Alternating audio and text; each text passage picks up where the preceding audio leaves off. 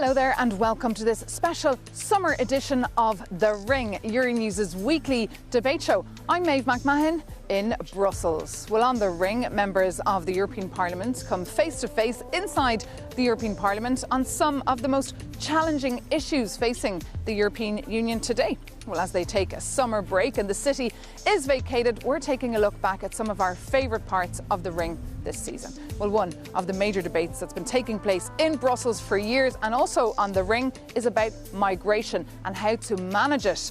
That was a debate that took place between Juan Fernando López Aguilar, Spanish MEP from the Socialists, with his Swedish MEP from the European People's Party, Tomas Tobé.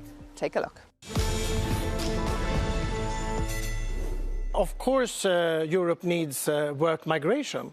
That is not the problem. The problem we have is that we have a large number of illegal migration. And only 1 out of 5 who don't have the right to stay in Europe actually returns. And of course, we need to shift this. We need to have control of our borders. People who don't have the right to be in Europe should not be in Europe. And then, of course, we should have legal work migration.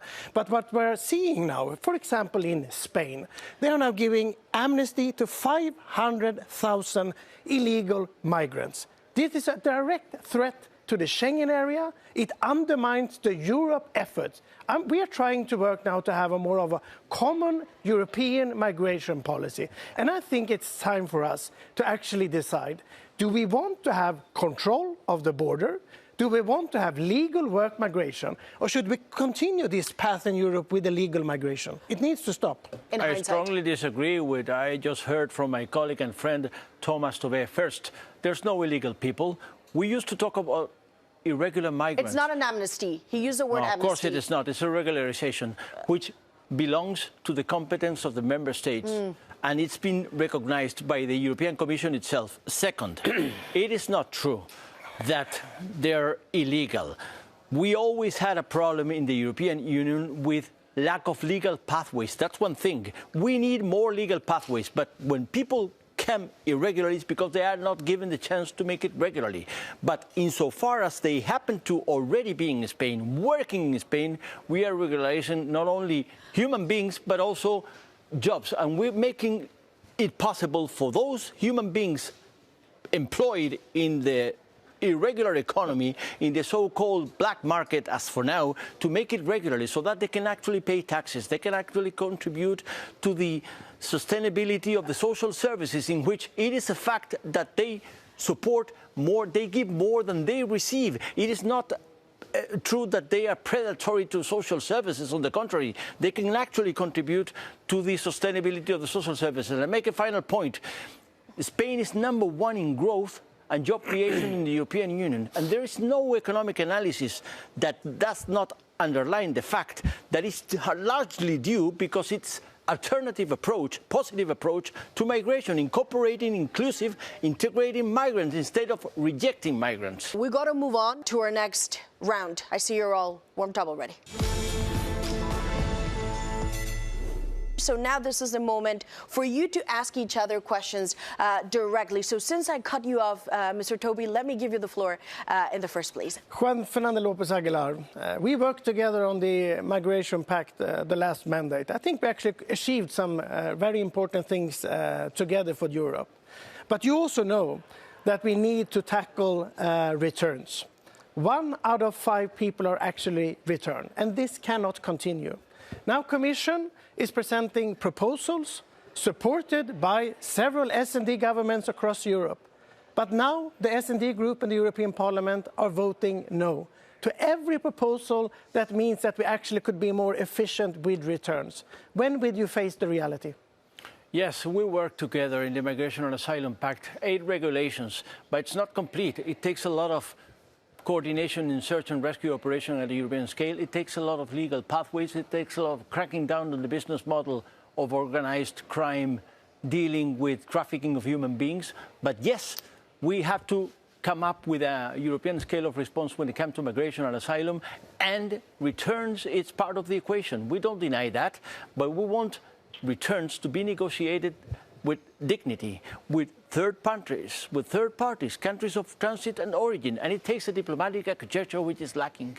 You cannot impose returns, and you cannot ignore that you cannot return people to places they don't belong to. And that is why we object the proposal by the Commission, because it escapes the meaningful link between the country of transit or origin and the human being which is supposedly to be returned there. I have heard, because I have been the representative of the European Parliament in the Council of Ministers of Interior many times, fly them to Rwanda. And my question is, why Rwanda?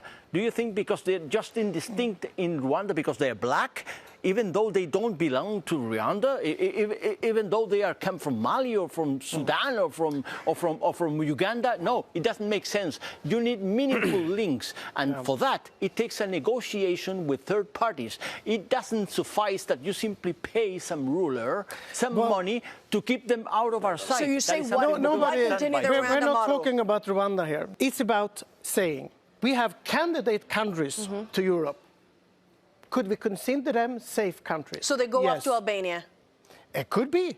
We're talking about, for example, India. We will have look at the assignment request, unfolded assignment request. There are under 5% that actually get a yes to come to Europe. And everything will be assessed individually. But what we need to do, we cannot continue in this way, where we have a lot of unfounded asylum requests coming to Europe.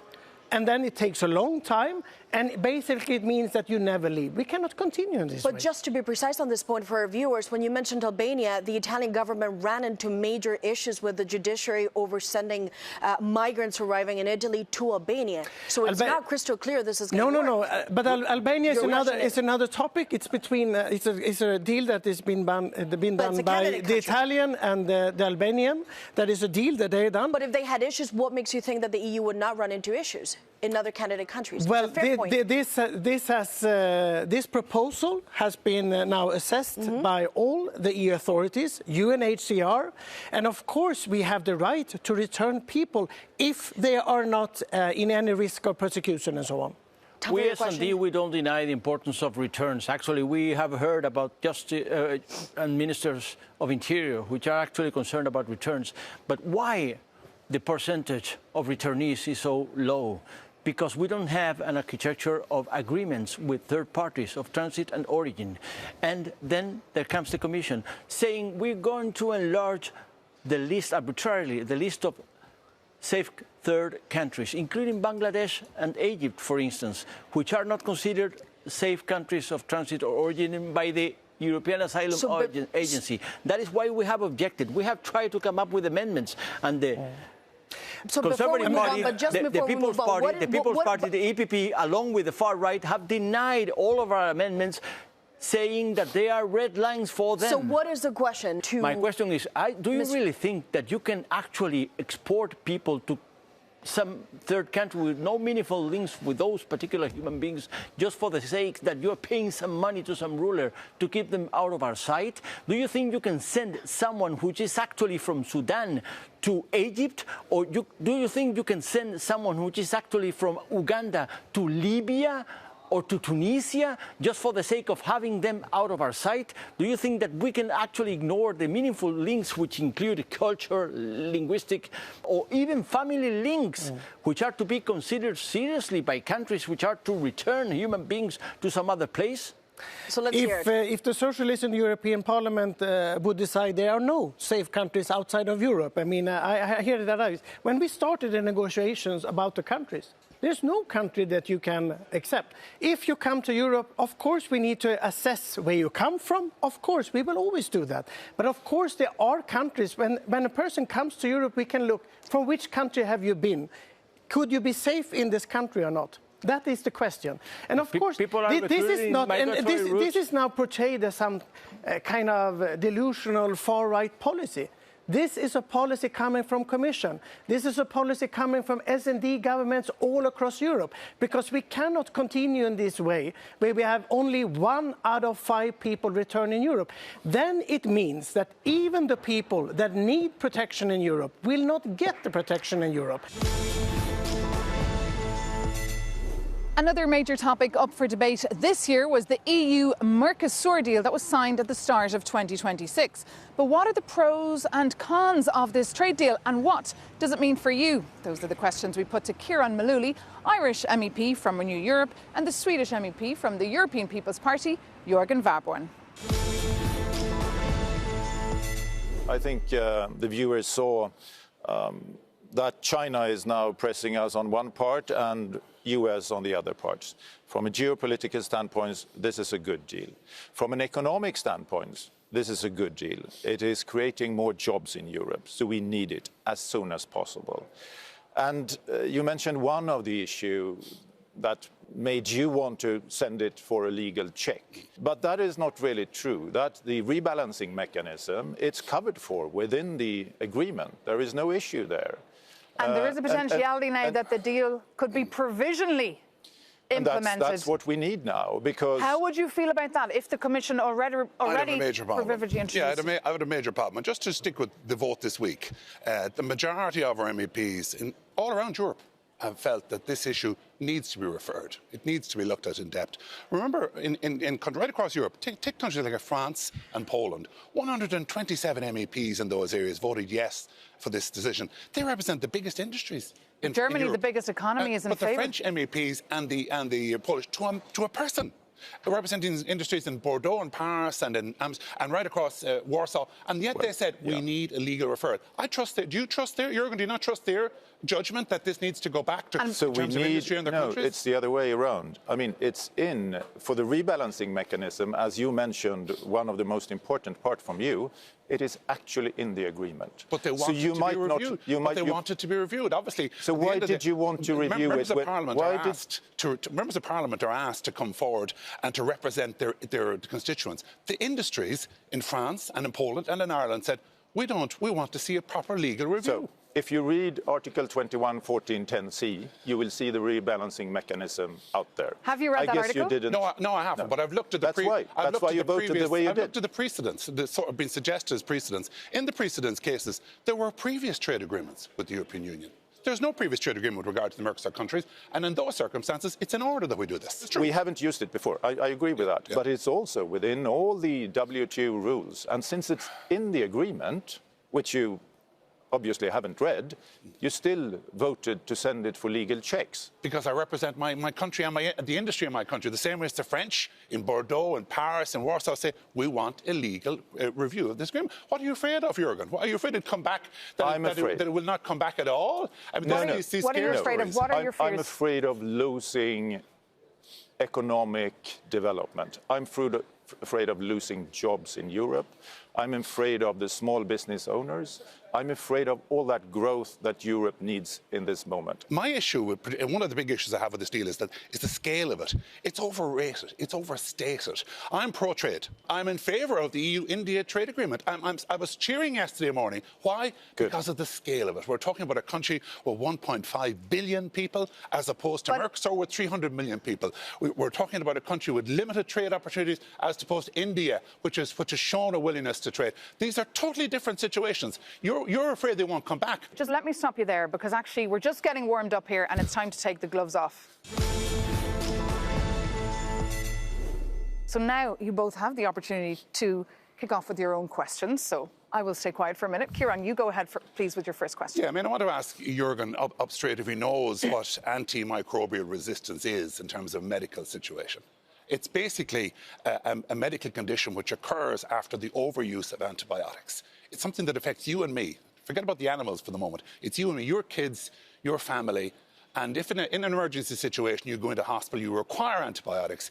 If you've been exposed to more antibiotics than you knew in the course of your life, you're in big trouble. Brazilian media is coming in at the end of the day. We know antibiotics are in it. We've seen it. In my country, we've had an expose with regard to right across Brazil. It's still going on. Show me your source. So the question is very straightforward. At the end of the day.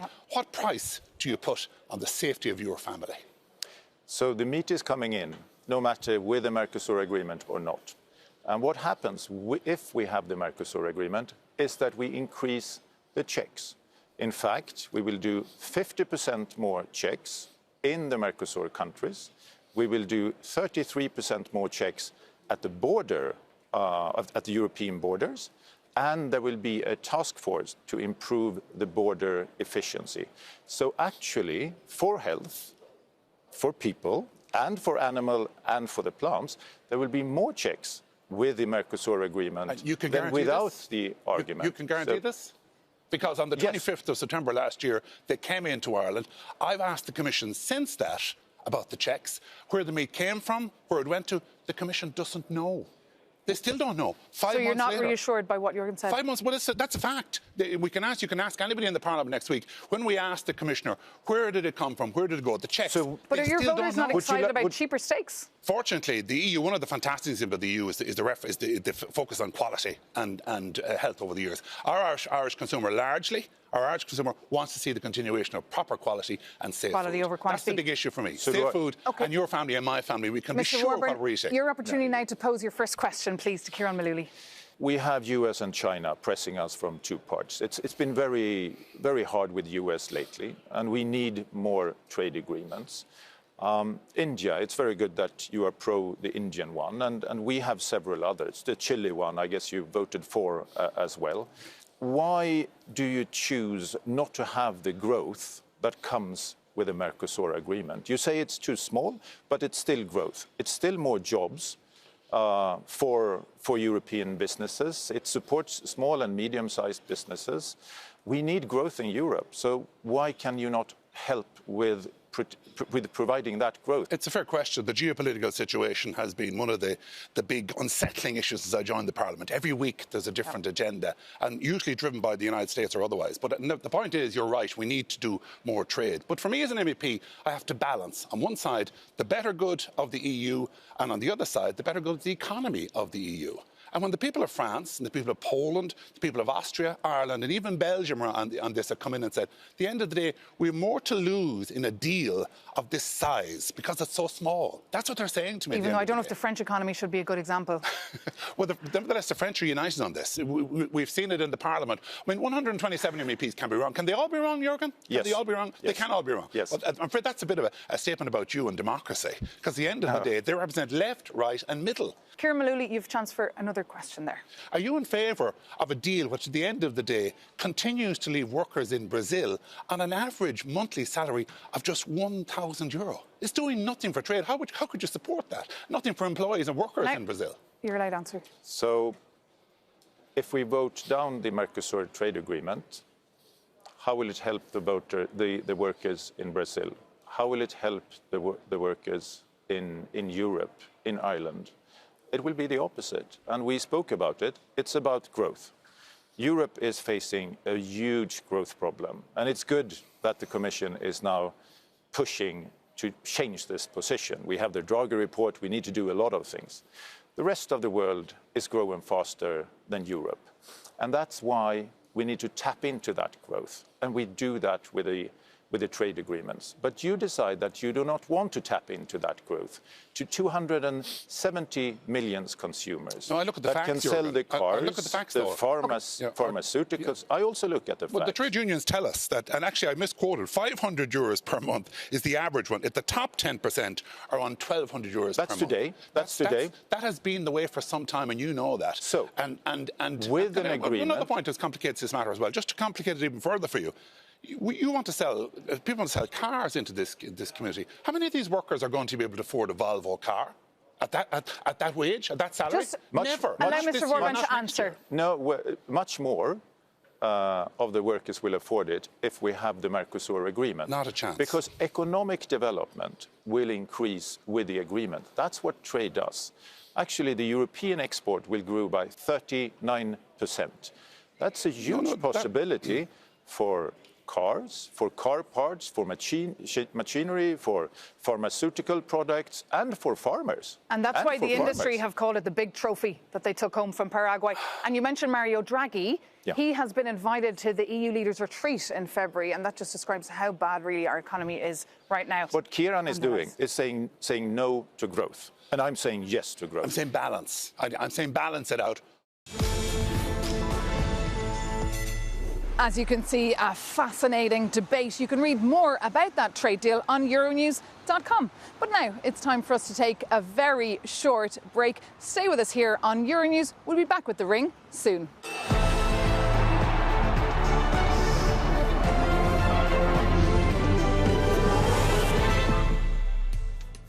Welcome back to this summer special edition of The Ring, Euronews' weekly debate show.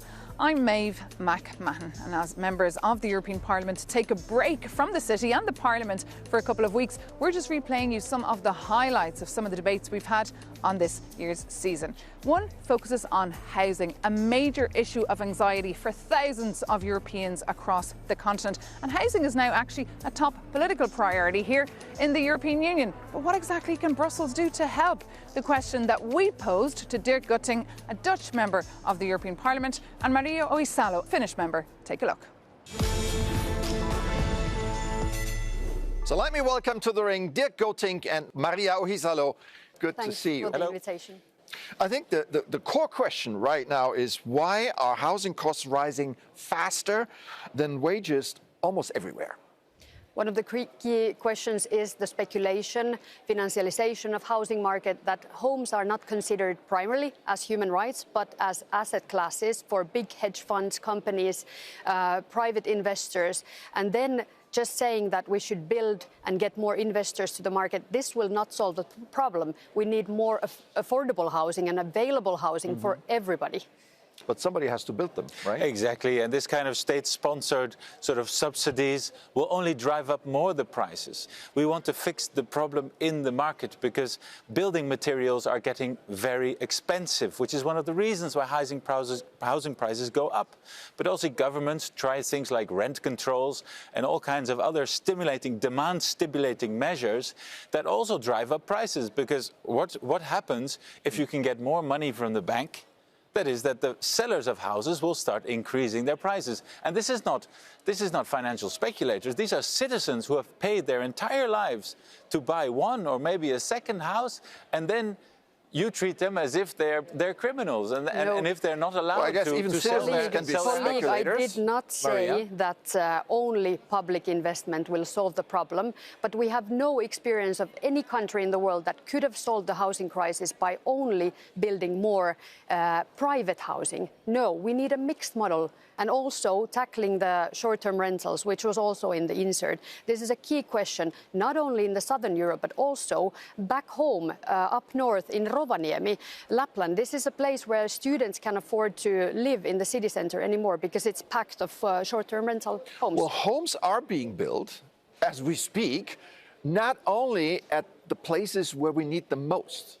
Why is that so? Well, the problem with Europe is that there's no one-size-fits-all. That's why we cannot have one single policy on housing, and we don't want that. Because local authorities like mayors and municipalities, but also regional authorities, they need to be on the front line of solving the housing crisis. In Europe, we can help them. We can help them with things like what I said, making sure that the market for building materials works, changing state aid rules, because indeed we need a mixed approach of public and private investment, so that we can also invest in middle class affordable housing. Because your introduction said it was mostly the lower salaries that had problems, lower income groups, but in fact it has become a generalized middle income crisis in Europe.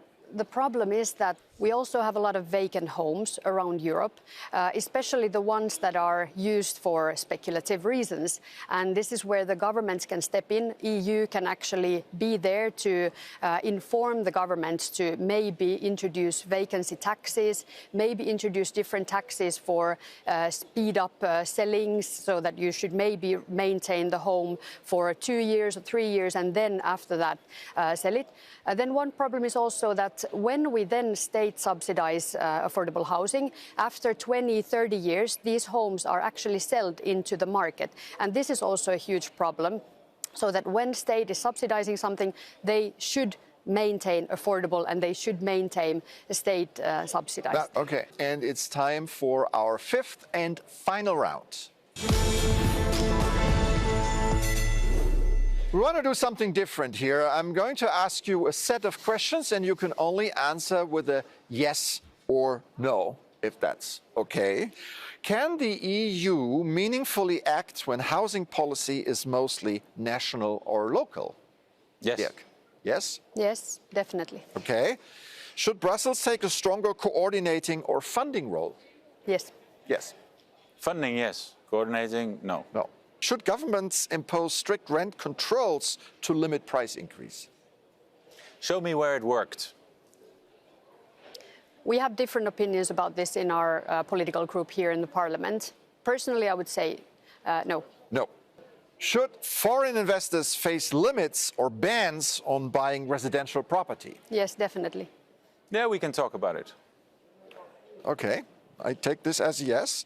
Should zoning laws be relaxed to allow denser construction in urban areas? Yes. It depends on the set of other legislation also when it comes to nature, climate and so on. So rather no? Rather no. Okay. Should vacant properties be taxed or expropriated to bring them onto the market? Yes. In highly populated urban areas, if you leave properties vacant for too long, I would say personally, yes, you need to be able to nudge the property back onto the market. So the authorities should ask what's going on here. And we already have that possibility in the Netherlands in some places, and I think you can think about that. But it's not Europe deciding that. Yeah. It's the national authority. Of course. Should the EU allow more public spending and debt to build social housing? Well, that is what's being done now in a limited way. So that's a yes. Yes. Yes. Should home ownership be actively promoted, or should policy accept a long-term shift towards renting? We need both. Home ownership is the basis for people's stability in life, and yes, it should be promoted. Good. All right, last question. Have you agreed with anything you've heard from your opponent today? Yeah. Yeah. Yeah, the housing first. In Finland, it's a very successful approach. Okay. And I agree that a lot of the problems people are faced with cannot be solved if someone is on the streets and they need simply a roof over their heads. Okay. I really like the fact that you want to see defense and housing crisis on the same level. I really want to see this switch in the narrative in the whole European Union level. Well, that brings this special summer edition of The Ring to an end. We'll be back very soon. But in the meantime, let us know what issues you want us to debate here on The Ring. What's keeping you up at night? You can write to us at thering@euronews.com. But for now, thanks so much for tuning in. Take care and see you soon on Euronews.